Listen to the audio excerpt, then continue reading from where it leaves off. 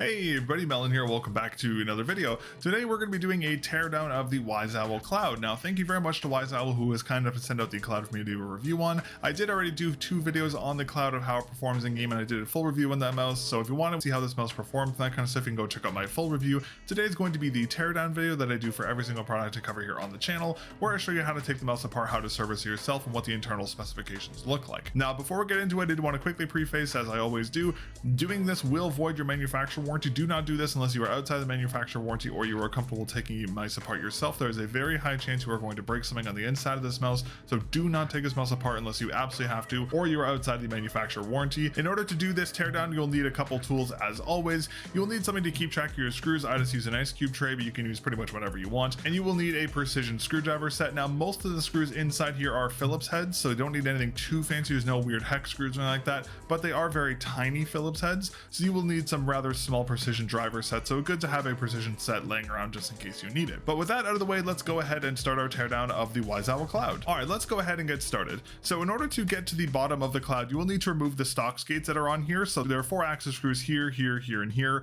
Now the stock speed skates do cover these, and the full control skates do as well, but the cloud does come with an extra set, which is nice to see. So if you do need to take the mouse apart, you can put on the other set, which is great to see here. So to start this off, we're going to go ahead and we're going to remove the screws here, here, here, and here.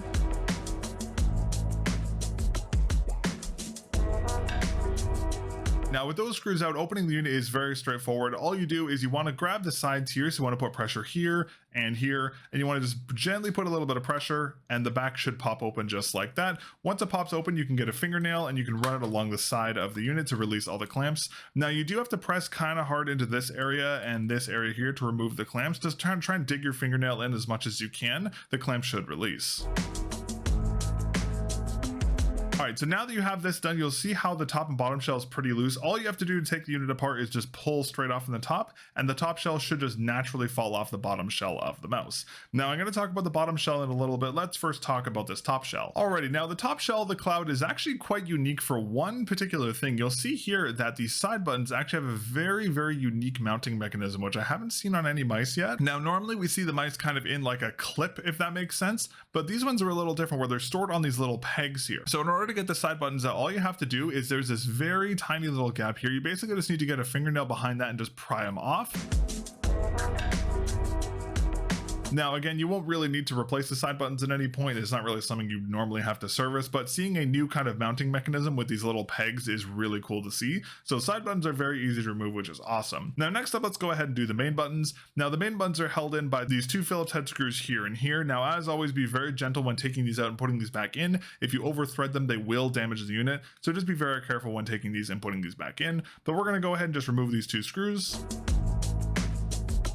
Now what we're going to do is we're going to go ahead and remove these main clicks. Now the main clicks on the cloud are a little different than the other main clicks we've seen, just because if you can see at the bottom, they're very, very thick towards the end, so they're kind of hard to get out. If you have smaller fingers, you can dig a finger behind here and pull them out, but what I found is a little easier is to put a little bit of pressure towards the top of the main click here and kind of push them out a little bit, and with the right amount of pressure, you can cause them to come right out. So I wouldn't recommend taking off the main clicks unless you absolutely have to, just because the ends are very thick. There's no lip where you can kind of get your finger under to take them out, so they're a little unique. So don't take these out unless you absolutely have to. Now I did also want to talk about this little piece of foam here. Now this little piece of foam acts as a resting point and secures the battery into the unit, so you don't need to remove this unless you want to. It just kind of hangs out there. You don't have to touch anything with it, so just leave that piece of foam there unless you absolutely need to remove it for some reason. But that is everything for the top shell. Let's go ahead and talk about the base of the unit next. Now the cloud is a very simply designed mouse. The PCB is actually very, very similar to the Keychron mice because it's almost 1-for-1 in how the layout of the board is. It also uses the exact same specs as a lot of the Keychron mice.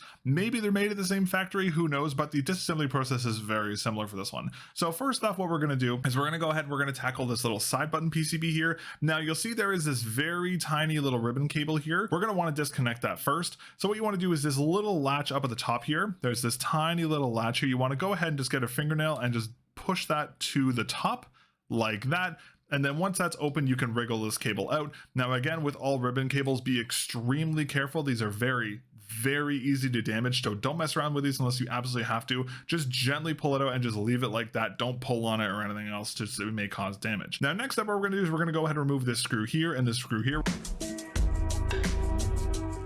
All right, now with those screws removed, you can just gently pull off and the entire side click PCB will come off just like that, just because it is held up on these two stands here. Now here we see the two 1-0 white dot switches that are for the side buttons. They are mounted a little differently than we've seen on other mice, but I actually do kind of like this because it does increase the stabilization, which is nice to see. So that is how you take apart the side click PCB. Very, very straightforward, very easy to do so. All right, now next up, what we're going to do is going to be the main board. Now the main board is very straightforward. The only screws we have to take out is one here, here, here, and here, and we also have to disconnect the battery. Now to disconnect the battery, it is a standard 3-pin connector, as we've seen all the time. Basically what you want to do is you just want to get your fingernail underneath both sides of this and gently wiggle it out just like this. Be sure to never pull on the cables, because if you pull on the cables, you can pull them out of the connector, which will mean the connector is no longer going to work. So always grab by the sides of the plastic here to pull the entire housing out, not the cables itself. Now next up, we're going to go ahead and remove the 4 screws. And now that we have those screws out, what you can do is you can grab the board by both the main clicks right here and just gently pull up. Make sure not to pull down, just because there is risers here for the scroll wheel. So don't pull up and down or left or right, just pull straight up and the entire board will come off. Now you can also remove the scroll wheel. You can just gently wiggle the scroll wheel out of the encoder just like that, and you do have the scroll wheel there. You can also replace the rubber on the scroll wheel, which I thought was kind of cool. That's not something you see on a lot of mice, so that's kind of neat to see. All right, now in terms of the main board, there isn't really a lot you can change on this one, just because everything is soldered down. So the switches aren't hot swappable, nor is anything else on the board, which is to be expected. Again, this is almost a 1-for-1 for the Keychron boards, which had the same things. So that is the main board. Again, not really a lot to talk about here. It's pretty straightforward. Now the base of the mouse is also extremely straightforward. Now the bottom buttons on the mouse do come out very easily. They're just kind of in this little housing here. They're just kind of held on by this little rubber bit. Very, very easy to take off. If you want to remove these to save weight, you absolutely can, but just keep in mind you won't be able to actuate the buttons on the bottom of the mouse if they're off. So just keep that in mind. If they do pop out for whatever reason, they're very, very easy to put back in, so don't worry about that too much. But that is pretty much everything for the base teardown for the WAIZOWL Cloud. Let's go ahead and put this back together, and then we'll go ahead and put the top shell back together, and we'll put the entire mouse back together. All right, so to start off, we're going to go ahead and put the scroll wheel back in. Now scroll wheels are very easy. You want to put the thinner side into the encoder, so you want to just kind of put it in like this, and then once you line it up on the inside, just gently wiggle it in. Don't force it in, because if you force it in, you can break it, but just gently put it in and just make sure it still actuates. Next up, what we're going to do is we're going to go ahead and put the main board back into the base. Now I'd recommend just pulling this cable off to the side just so it doesn't get in your way. And then what we're going to do is we're going to line up the board with the standoffs for the scroll wheel here. So you want to put the scroll wheel right over these headers right here, and it should fit on just like that. Very easy. Now, one very important thing to do here is just put your hand on top of the sensor here and just look at the front and just make sure the USB-C port is in the right spot. Sometimes it can be a little off, like I'll show you here. Sometimes it can go in like this or like this. You want to make sure it's seated properly before you screw the board in. All right, now once that's done, we're going to go ahead and put back in the 4 screws for the main board.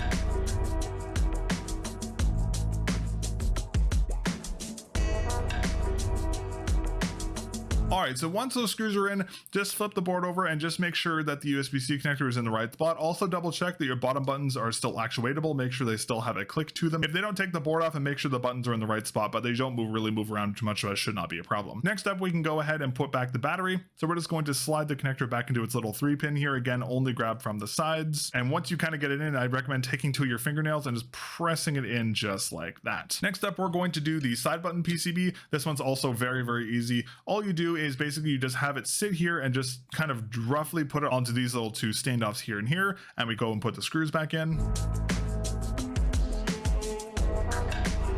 Now, this is probably the hardest part of this entire repair. We have to get this ribbon cable back into this tiny little connector here. So what you want to do is you want to flip up the connector like this, and then what you want to do is you want to grab the sides of this cable and gently guide it in here. Now I have really big hands. This is going to be kind of hard to show here. But you just want to gently slide it in, and once it's made contact, it will just kind of hold itself in there. Don't push from the end of the cable like this. Only grab the sides and force it in that way, because if you push the cable in like this, you could bend the ribbon cable. So just be very careful with that. But once it kind of makes a natural hold there, you can grab the top of this little connector here and you can just snap this down. Make sure this doesn't come out and you should be good to go. Now at this point, I'd recommend turning the mouse on and just double checking that everything still works. Turn the mouse on, make sure your main buttons still work, make sure your scroll wheel actuates, make sure your scroll wheel click works, and make sure that this is seated properly. If your side buttons don't work, reseat this cable, because it could be off by like a millimeter or so that could cause it not to work. So if your side clicks don't work after this, just reseat this cable and it should work perfectly fine. So that's pretty much it for the base reassembly. Let's go ahead and do the top shell reassembly next. All right, let's do the top shell. So what you want to do is you want to take the end of the main click and you want to slip it into the shell just like this. And then what you want to do is you want to just kind of put it up to the top like this, and you want to make sure that the stabilizer up the very top of the mouse kind of clicks into place just like this. And once it's into place, you can just press down and the clicks will naturally go into place. So we'll do that again here. Just take it from the front, put it in like this, push the mouse in up towards the front. You just want to force up so you can see that the end of the stabilizer gets in. Once it's in, push in, click, and the main clicks are in just like that. And then we're going to go ahead and put back these 2 screws.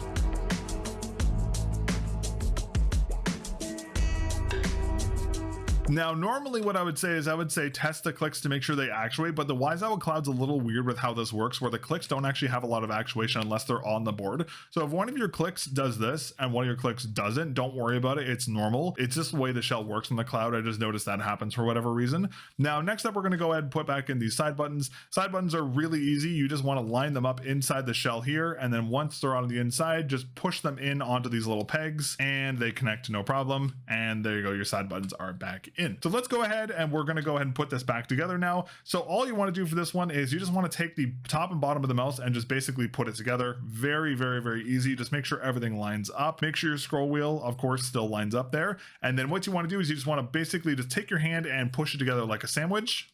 Now, a couple of the clips may not go on. Don't worry about that one. Just run your finger along the side of the mouse just to make sure everything clicks. Now, at this point, I'd recommend checking your side buttons.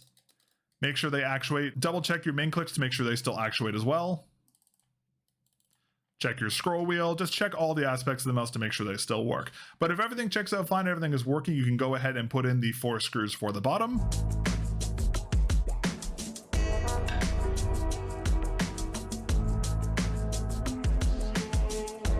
Alrighty, and there you have it. That is how you disassemble and reassemble the WAIZOWL Cloud if you ever need to service it or clean it or do anything on the inside. Again, a very, very impressive mouse. Again, I really do like this mouse. It's probably one of the best mice I've seen in a very long time. Great for big hands, and it's very repairable and very serviceable, which is fantastic to see. So props to WAIZOWL. They've done a really awesome job here with the Cloud. This is a really, really solid mouse. I highly recommend you checking out if you're looking for a really good mouse for big hands. As I said before, if you do want to learn a little bit more about this mouse, I do have a full review of this mouse. I'll link that at the end of this video. And if you want to see some more teardowns of other mice here on the channel, you can go check out my teardown playlist. I've done this for every other mouse I've covered on the channel so far. And if you'd like to support what I'm doing here with the teardown project, making repair guides and showing people how to take apart every mouse I cover here on the channel, you can support the channel by becoming a member here on YouTube. It's only $2 Canadian a month, and you get to support everything going on here on the channel, and you get your name at the end of videos and a little shout out section. So thank you very much for watching. I greatly appreciate it. Thank you for all of your support on this one. Thank you again to WAIZOWL for sending this out for me to take a look at. I greatly appreciate it, and I will catch you guys in the next teardown video. Peace.